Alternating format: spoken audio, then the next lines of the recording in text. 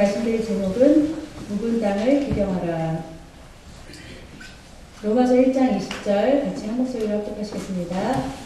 천세로부터 늘 보이지 아니하는 것을 곧 그의 영원하신 능력과 신성이 그 만드신 만물에 분명히 보여 알게 되나니 그러므로 저희가 분별치 못할지니라. 그래서 창세로부터 하나님께서 만드신 이 모든 피조물에, 모든 만물에 당신의 신성과 당신의 능력, 당신이 어떤 분이신지를 분명히 보여 알게 만드셨다는 거예요.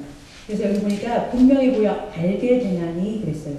저희는 우리 인생은요, 모든 만물을, 이 땅에 있는 모든 것을 통해서 하나님을 알게 만드셨다는 거예요. 눈 많이 왔죠? 네, 눈이 많이 와서 그 피해로 오지 못하신 분들이 굉장히 많아요. 근데 이 눈을 보면서 여러분 이 눈송이 하나하나에도 하나님의 얼마나 높으신가, 하나님의 정말 섬세하심이 나타나는지 몰라요.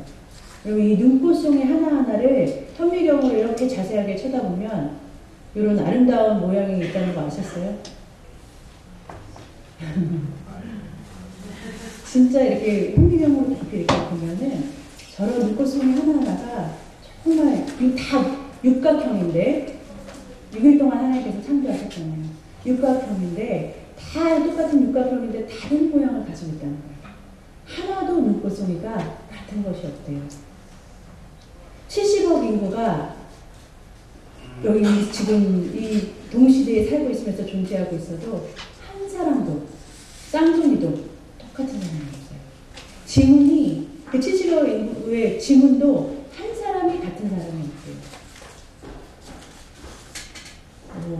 이렇게 엄청난 우리 하나님, 여러분들이 지금 어떤 하나님을 믿고 계시는지 알고 계세요? 우리 하나님은 저 이제까지 내린 눈송이를 한번 세어보세요.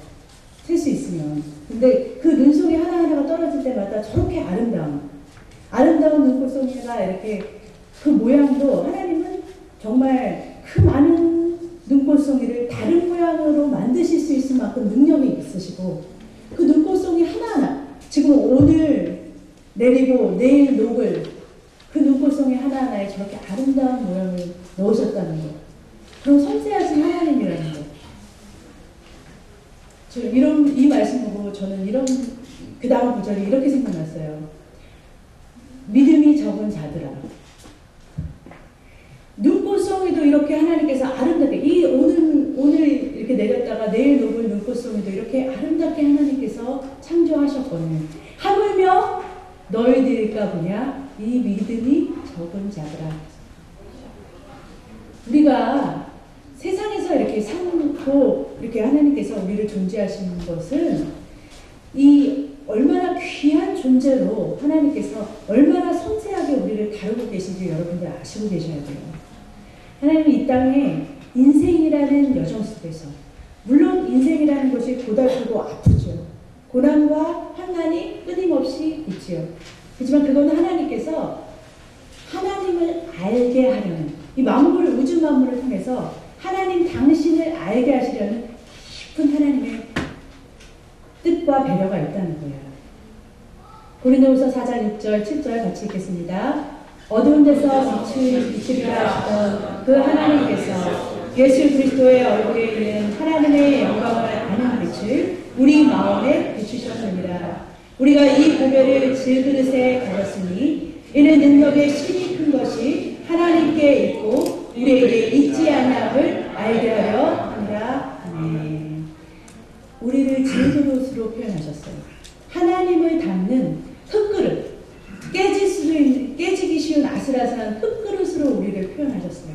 이는 흙그릇에 고배로운 하나님의 말씀, 하나님의 영을 우리한테 담으셨다는 거예요. 이거는 정말 하나님만 하실 수 있는 일이에요. 정말 이 육신은 믿을 수 없는 이 육신, 연약한 육신에 깨질 수 있는 이 연약한 그릇에 당신의 보화 같은 말씀, 당신의 영을 우리 안에 담아 놓으셨다는 거예요. 담아서서 무엇을 알게 하냐? 하나님을 알게 하라는 거라는 거예요. 하나님 알게 하신다는 거예요. 우리 연약한 그릇에서 능력이 나오는 것이 아니라, 이해하시겠어요?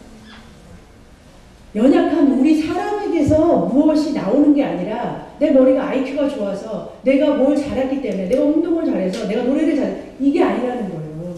우리의 능력이 우리 것이 아니라 우리 안에 있는 누구 때문에? 하나님 때문에 능력의 힘이 큰 것이 하나님께 있고 내가 아니라는 거예요. 그걸 알게 하신다는 거예요.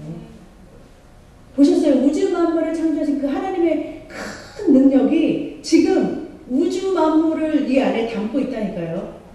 그 능력이 누구한테서부터 오냐? 하나님으로부터 온다는 거예요. 그러니까 자신을 믿지 마세요. 여러분과 제가 아니에요.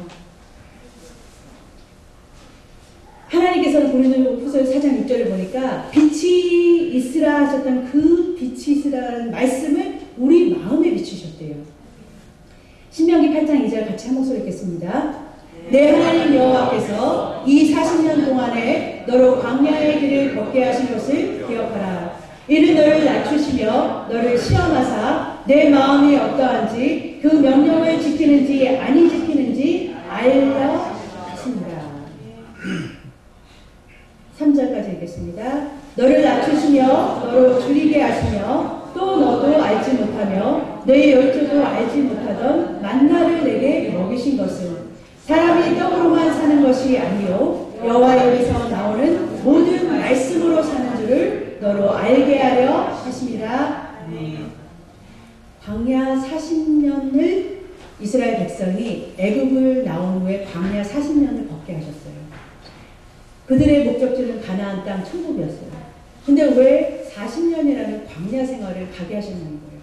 여기 본문을 보니까 그들을 광야 40년을 걷게 하신 것은 그들에게 사람이 떡으로만 사는 것이 아니라 여호와 하나님의 입에서 나오는 모든 말씀으로 그 말씀을 먹고 사는 것을 알게 하려 하심이라 그러는 거예요. 그걸 가르쳐 주시는 거예요. 우리가 인생길을 살아가는 이 인생에서 우리를 육으로 만드셨잖아요. 먹어야 돼요. 살아야 돼요. 여러분 항상 말씀하시죠. 자녀 문제 있어요. 자녀가 속색이에요. 남편이 속색이에요. 아내가 속색이에요. 사업장이 힘들어요. 그런 여러 가지 문제들은 그걸로만 하나님께서 살라고 우리를 이 땅에 보내신 게 아니라는 거예요. 사람이 먹고 사는 걸로 사는 것이 아니라 하나님의 입에서 나오는 말씀을 먹고 사는 존재라는 것, 영적인 존재라는 것, 그리고 하나님을 먹어야 사는 존재라는 것을 우리로 하여금 알게 하신다는 거예요. 인생을 통해서 하나님의 말씀을 어떻게 체험하는지를, 하나님 당신이 누구신지를 지금 알게 하신다는 거예요. 영이신 하나님, 보이지 않는 하나님, 여러분은 어떻게 안다고 생각하세요? 어떻게 알아갈 수 있다고 생각하세요? 이 육을 가진 우리는 보여야만 알 수 있는 건데, 보여야만 알 수 있는 이 육을 통해서 보이지 않는 하나님을 알게 하시는 것이 하나님의 방법이라는 거예요. 그래서 모든 만물은 하나님의 신성을 나타내고 우리는 그거를 통해서 하나님을 알아가는 거라는 거예요. 그러니까 육이라는 것은, 육은 영적인 존재가 아니기 때문에 육은 체험을 해야 돼요. 어떤 것을 경험을 해봐야 돼요. 당해봐야 안다고 그러죠. 그런 것처럼 육을 통해서는 우리 모든 이 삶 속에서 이것을 경험하면서 사는 거예요. 인생을 살아가는 거예요. 삶을 살아가는 거예요. 삶을 통해서 하나님께서 우리를 알게 하셨다는 거예요. 뭐를 알게 하시냐? 당신을 알게 하셨다는 거예요. 말씀이신 하나님, 영이신 하나님을 알 수 있게 하셨다는 거예요. 우리는 이 질그릇에, 이 육체에 그 하나님의 말씀, 하나님의 영, 그거를 채워가는 거예요. 알아가는 거예요. 알아가는 거예요. 요한일서 4장 20절 같이 읽겠습니다. 누구든지 하나님을 사랑하노라 하고 그 형제를 미워하면 이는 거짓말하는 자는 보는 바 그 형제를 사랑치 않는 자가 보지 못하는 바 하나님을 사랑할 수 없느니라. 우리는요 가끔 착각할 때가 있어요. 하나님과 내 관계가 참 좋다고 생각할 때가 있어요. 그런데 사람들과의 관계는 엉망진창이에요. 사람과 사람 관계에서는 아무렇게나 해도 되고, 하나님과 나는 곧바로 하나님과 나는 이렇게 관계가 참 좋다고 착각하는 사람들이 있다는 거예요. 그럴 수 없어요. 지금 말씀은 뭐라고 하냐면 하나님을 사랑하는 자면 형제도 사랑하는 거예요. 하나님께 정말 바로 선 자는 형제들하고의 관계에서도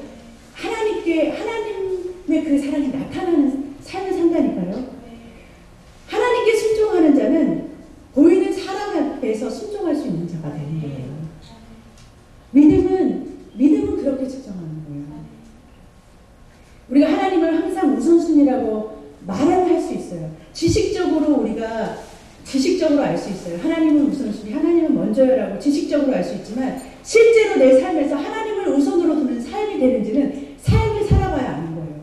그 사람의 삶을 통해서 알 수 있는 거예요. 정말 사랑은 우리가 알아요. 사랑은 그리스도의 사랑이라는 것은 많이 들어서 많이 알고 있지만 실제로 사랑은 마음으로 행동으로 나타나는 거예요. 순종도 마찬가지예요. 순종해야 되는 하나님 말씀을 순종해야 되는 거 우리 다 알고 있어요. 그렇지만 순종은 그 행동으로 그 몸으로 순종하는 것이 하나님께 순종하는 거라고 하나님 그렇게 말씀하셨잖아요. 따로 갈 수가 없어요. 육 따로 영 따로 볼 수 없다는 거예요. 우리 육은 영을 담는 그릇이에요. 그래서 내 영 상태는 육으로 다 나타나요. 하나님의 형상을 가진 우리는 하나님의 형상이 밖으로 나타날 수밖에 없어요. 그 빛을 아는 하나님의 빛을 아는 하나님께서 빛이 있으라 했던 그 빛을 아는 빛이 우리를 통해서 나타날 수밖에 없다는 거예요.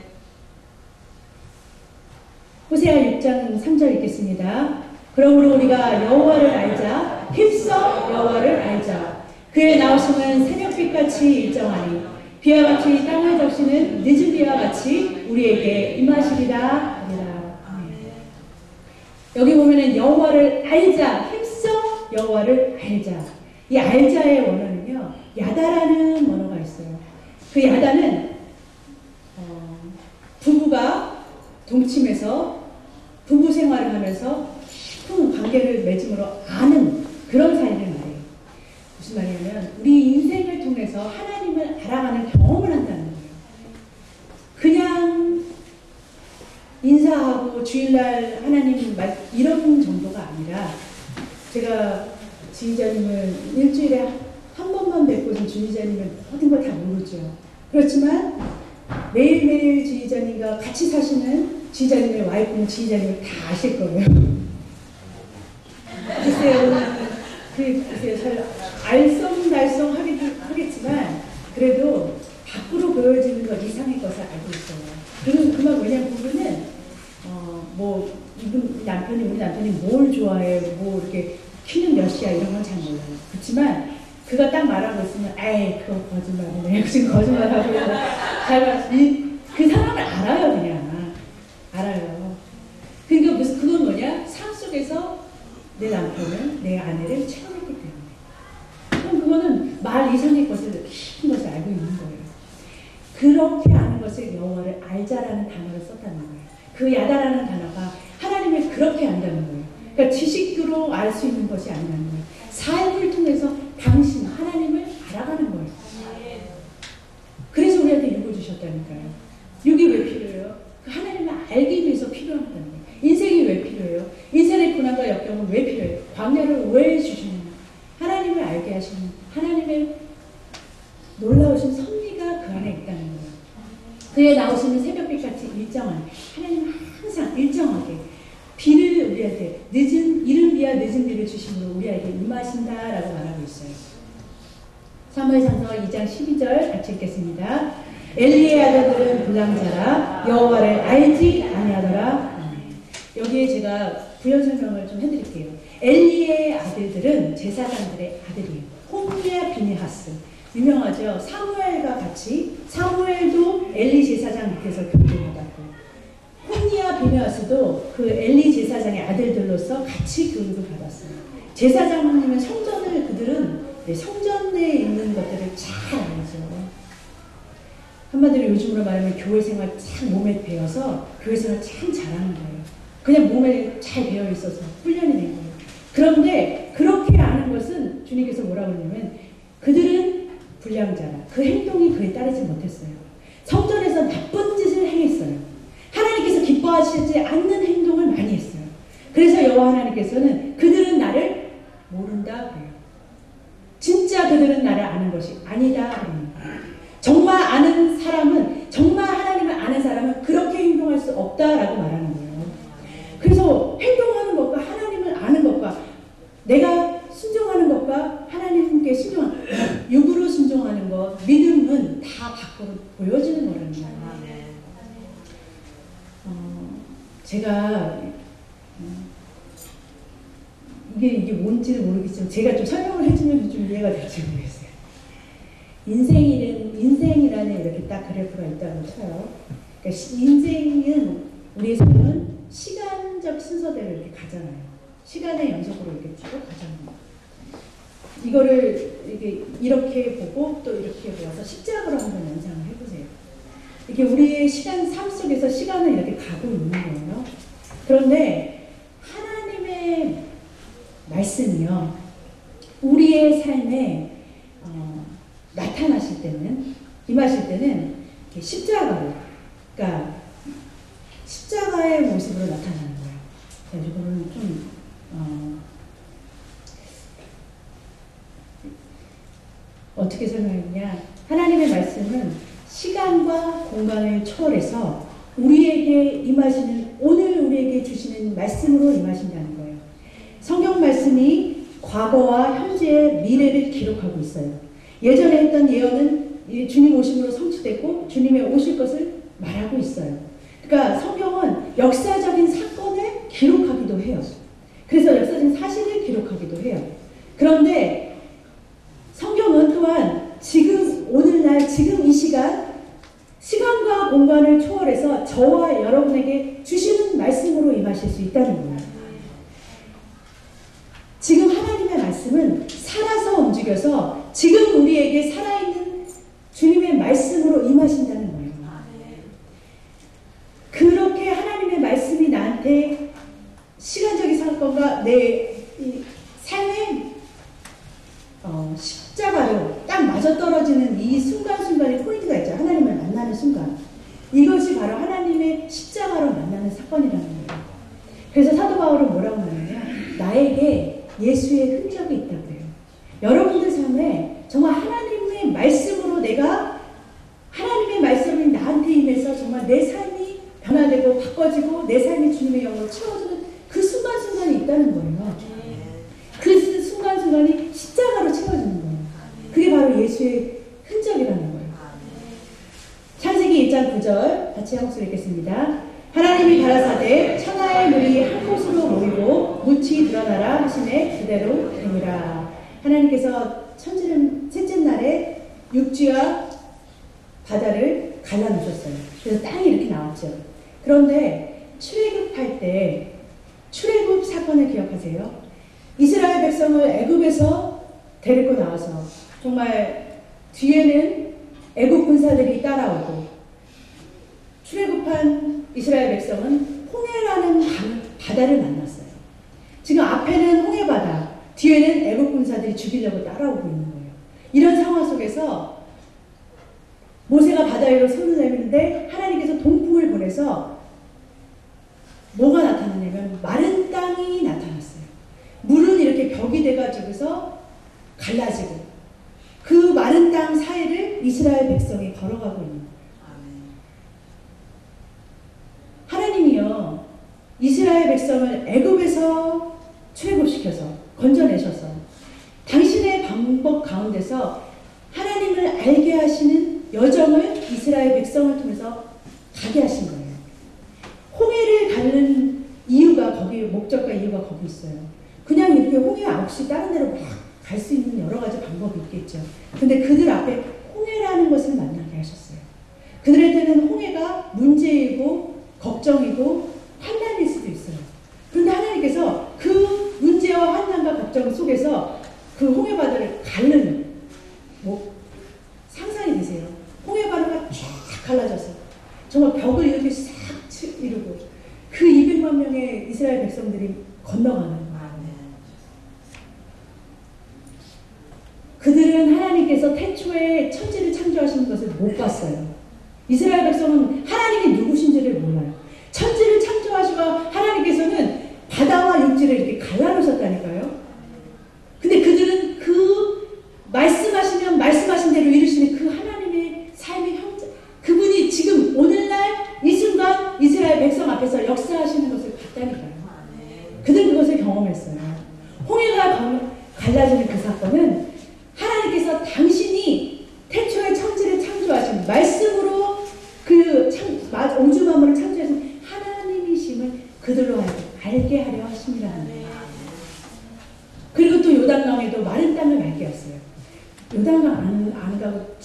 다른 데로 돌아갈 수 있는 길은 여러 가지가 있어요. 근데 하나님은 꼭 이런 방법을 사용하세요. 마른 땅을 밟게 하시는 게 하나님의 목적이에요. 마른 요단강을 건너기 위해서 마른 땅을 만드신 이유는 홍해를 기억하게 하기 위해서래요. 그 뒤에 본문에 나오거든요. 그 말은 누가 천지를 창조했냐 지금 말씀하시고 있는 거예요. 누가 우주 만물을 지금 돌리고 있느냐는 거예요. 지금 이게요, 여러분과 저의 삶에 이것이 진짜 삶으로 나와야 돼요. 지금 우리 하나님은 이런 하나님이시라는 거예요.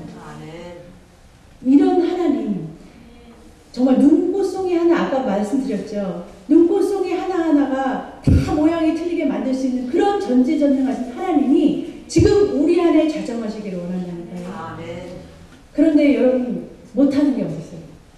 안 된다고 하는 게 어딨어요? 왜 교회 생활하면서 자꾸 안 된다, 못한다, 불평하세요? 목사님이 말씀하시면 왜 순종하지 못해요? 왜 삶은 그거하고 말씀 따로, 생활 따로 다 다른 거예요? 목사님이 선포하셨으면 그 입술을 통해서 누가 말씀하시고 계시는 거예요? 여기 성경은 누가 쓰셨어요? 하나님이 혼자 쓰셨어요. 그런데 여기에 기록한 기자는 40명이 확실하지 못해요. 왜냐하면 확실히 누가 기록하는지를 모르는 것도 있어요. 한 40명의 사람들이 각자가 다른 문체로, 자기의 각자의 개성이 있는 문체로 그거를 하나님의 말씀을 표현했다니까요. 완벽한 사람들이기 때문에 그걸 표현해낸 것이 아니에요. 하나님 당신이 완벽하기 때문에 그 완벽한 말씀을 여기 성경으로 남기신 거예요. 하나님이 완전하신 거예요. 그 도구로 사용되어진 그 사람은 하나님 때문에 완전한 성경을 기록할 수 있었던 거예요. 여러분들이 하시는 게 아니라니까요. 목사님이 완전하기 때문에 하시는 것이 아니라니까요.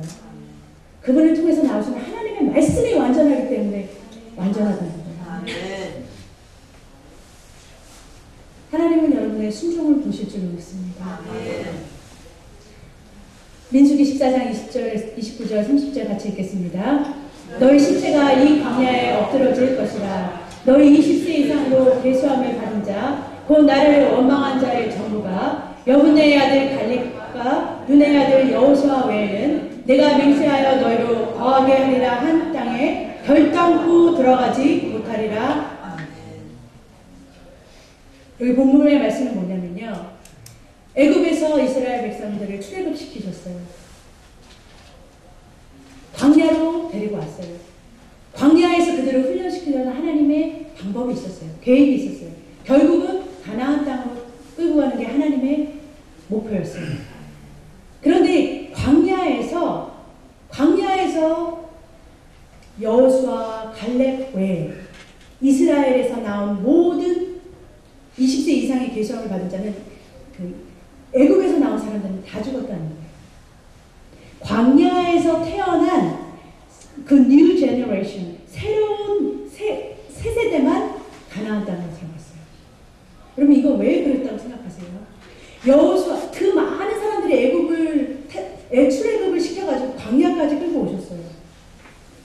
그런데 광야에서 남은 사람은, 애굽에서 살았던 사람 중에 남은 사람은 여호수아, 갈렙 외에는 아무도 맹세하여 거하게로 약속한 가나안 땅에 결단코 들어가지 못했다니까요. 광야에서 태어나서 하나님의 살아계심을 목도한 그들만 20세 이하의 그때 당시 그 20세 이하의 그들만 가나안 땅을 갔어요. 거기서 태어난 거거든요. 천국은, 가나안 땅은 하나님의 말씀으로, 하나님의 생각으로, 하나님의 영으로 채워지지 않으면 그 땅에는 결단코 들어갈 수 없어요. 그 약속하신 그 천국은요, 여호수아와 갈렙같이, 여호수아와 갈렙은 어떤 사람들이었어요? 12정탐꾼 중에 하나씩 둘이었잖아요. 12정탐꾼 중에 둘이었잖아요. 갈렙과 여호수아만 그 하나님께서 약속하신 그 땅은 하나님께서 약속하셨다는 믿음을 보고서 그 땅을 바라봤고, 다른 10정탐꾼들은 그곳에는 너무 큰 거인들이 많아, 안악 자손들이 있어서 우리가 뭐 거기 가서 전쟁에서 싸울 수도 이길 수도 없어. 하나님의 그 큰 홍해를 가르신 정말 이 우주 만물을 만드신 하나님이 더 크시다고 생각하는 거예요. 도대체 거의 조금 우리보다 더 큰 그 안악 자손들이 더 크다고 생각하는 거예요. 도대체 믿음이 진짜 있는 거예요, 없는 거예요? 하나님께서 정말 불기둥으로 푸른 기둥으로 메추라기와 만나로 물이 없는 광야에서 마시게 했다는 것을 다 잊어버리고 그들은 믿음의 눈으로 바라보지 못한 거예요. 주님이 주시는 그 영예는 보이지 않는 것을 보이는 것처럼 취하는 그 믿음의 눈이 아니고서는 결단코 너희가 천국에 들어갈 수 없다고 말씀합니다. 가나안 땅을 소유할 수가 없어요. 히브리서 3장에 보면은 이거 왜 그들이 광야에서 엎드려지고 죽고 가나안 땅에 못 들어갔는지에 대해서 그 답이 상세하게 나와 있어요. 7절부터 읽겠습니다. 그러므로 성령이 이르신 바와 같이 오늘날 너희가 그의 음성을 듣거든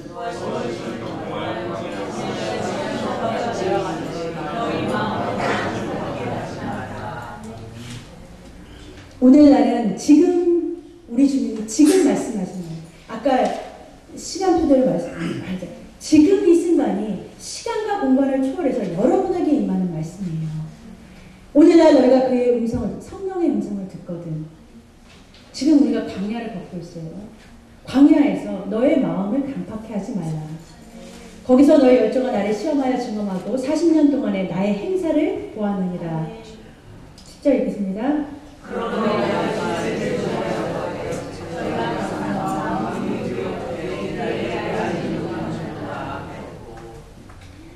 내가 노하여 맹세한 바와 같이 저희는 내 안식에 들어오지 못하리라 하셨다 하였으니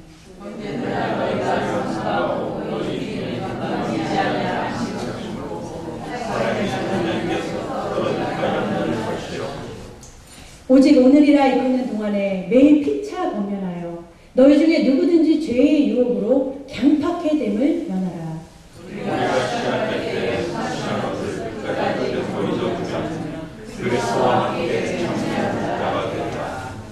성경에 읽었을 때 오늘날 너희가 그의 음성을 듣거든 노하심을 격동할 때와 같이 너의 마음을 강팍해 하지 말라 하였으니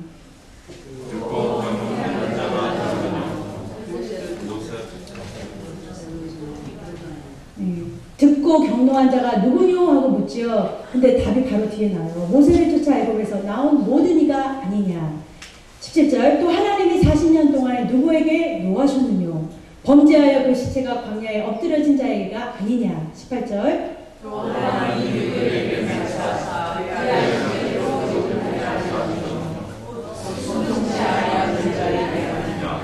이는 보건대 저희가 믿지 아니함으로 능히 들어가지 못한 것이라. 지금 이것을 정리해보면 뭐냐면요. 16, 17, 18, 19는 묻고 답하는 식으로 말했잖아요. 가나안 땅에 광야에서 가나안으로 못 들어간 거. 가나안은 천국이잖아요. 천국이 여기 없다 저기 있다 어디 있어 이제? 우리 마음에 있잖아요. 천국은 침노하는 자거든요. 이제 막 침노가 당하고 있어요. 천국은 우리 아니에요.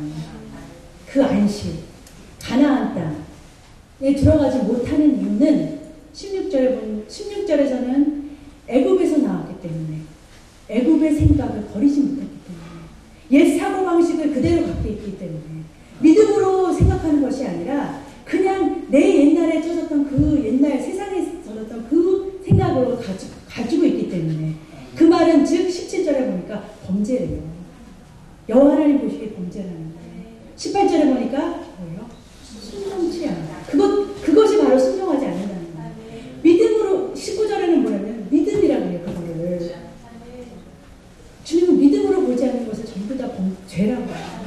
순종이 아니라는 거예요. 우리 옛 것을 버려야 될 줄로 믿습니다. 히브리서 4장 10절에 그 다음에 이어서 보니까 이미 그의 안식에 들어간 자는 하나님이 자기의 일을 쉬신과 같이 자기의 일을 쉬느니라 그래요. 안식에 못 들어간 자가 있고 안식에 들어간 자, 가나안 땅에 들어간 자는 하나님께서 제7일에 쉬신같이 하나님께서 7일에 안식하셨잖아요. 안식하신 것처럼 자기의 일도 없어요. 이제 누구의 일만 아니냐? 우리 일은 없어요. 하나님의 안식에 들어간 것처럼 나도 주님과 함께 장사됐으니까 내 일은 없는 거예요. 우리 일은 뭐예요? 주님의 일이 되는 거예요. 그래서 자든지 깨든지 누구의 이름으로? 그렇죠. 예수 그리스도의 이름으로 할 수밖에 없는 게 이제 내 일이 아니니까. 나의 일은 없으니까. 여러분과 나의 삶이 주님과 내가 이렇게 딱 하나가 내 질그릇에 하나님을 담았어요. 나하고 하나님이 하나가 됐어요. 하나가 된 사람이 어떻게 내 일 따로 너 일 따로 내 목 따로 당신 목 따로가 있어요. 주님 것이 내 거, 내 것이 주님 거. 그냥 하나가 돼버리는 거죠. 하나가 된 사람은 내 일이 지금 하나님이 하시는 일이 되는 거예요. 내가 만나는 사람 가운데서 주님이 일하시는 거예요. 직장에 나가서 일을 해요. 주님과 같이 했기 때문에 주님의 일이 되는 거예요. 내 사업자 주님의 것이 돼버리는 거예요. 내 자녀가 아니고 당신의 자녀, 하나님의 자녀가 되는 거예요. 그러면 이제부터는 누가 일하시는 거예요? 하나님이 만드시죠. 하나님께 맡겼으니까요. 그게 자기 안식에 들어간 자예요. 가난한 자예요. 가나안 땅에 들어간 자, 천국인 된 사람이에요. 사도행전 3장에 보면은 같이 제가 여러분들 읽겠습니다. 제9시 기도 시간에 베드로와 요한이 성전에 올라갈세.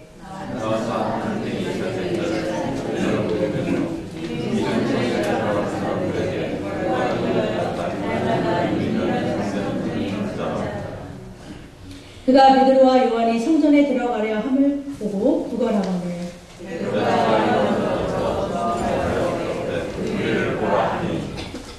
그가 저희에게 무엇을 얻을까 하여 바라보거늘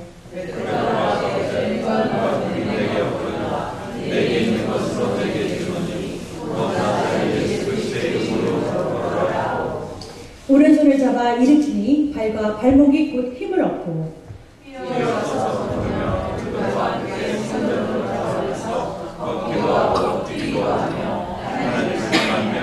모든 백성이 그 걷는 것과 및 하나님을 찬미함을 보고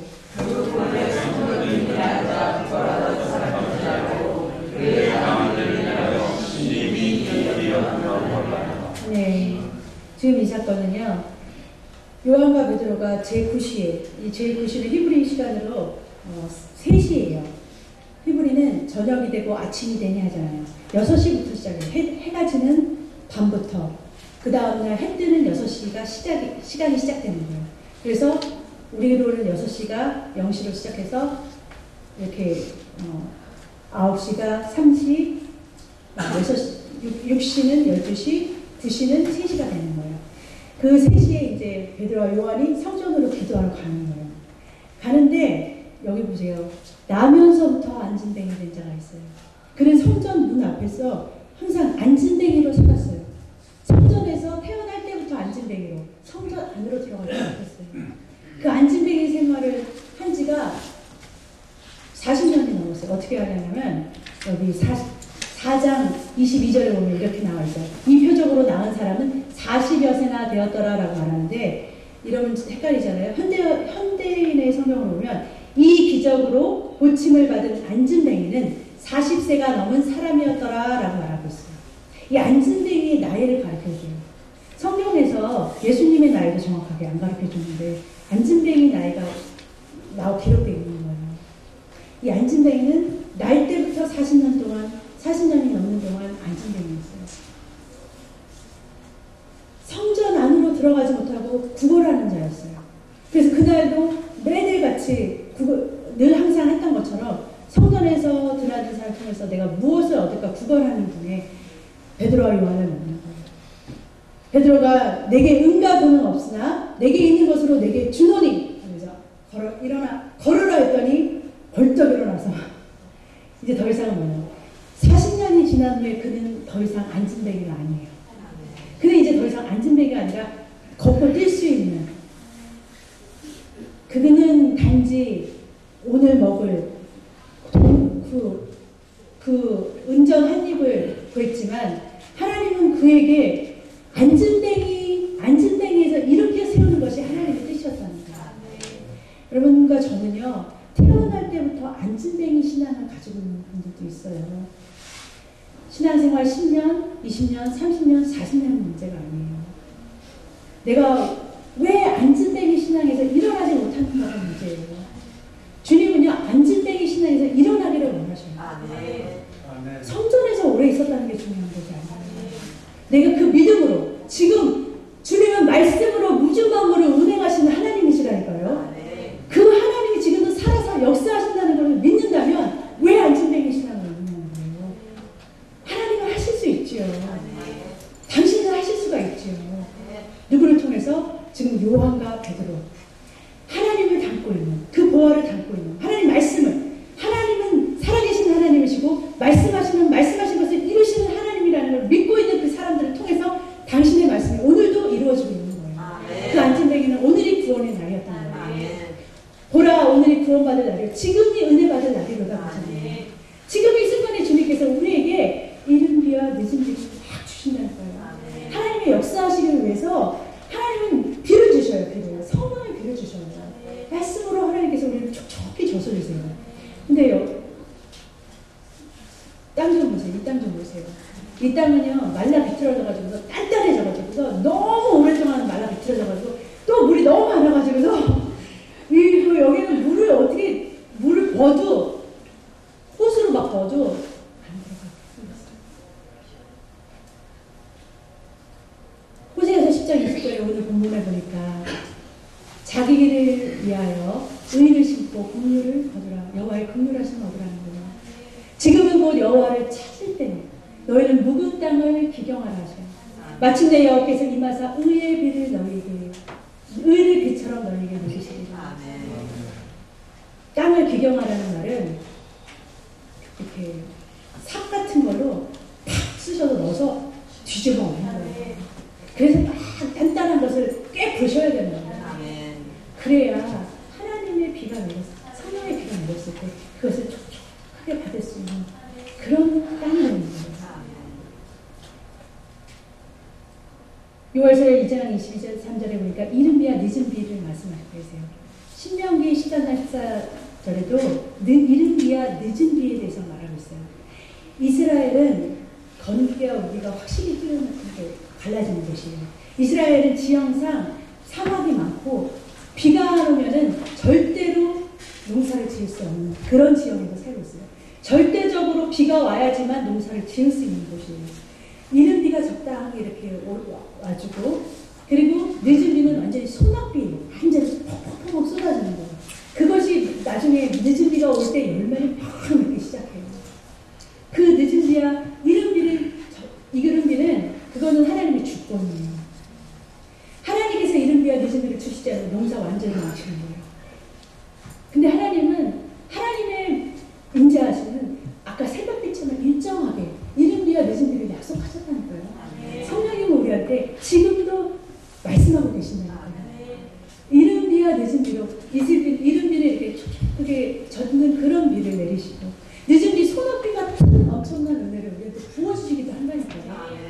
그런데 문제는 우리의 밭이라는 거예요. 우리의 땅이라는 거예요.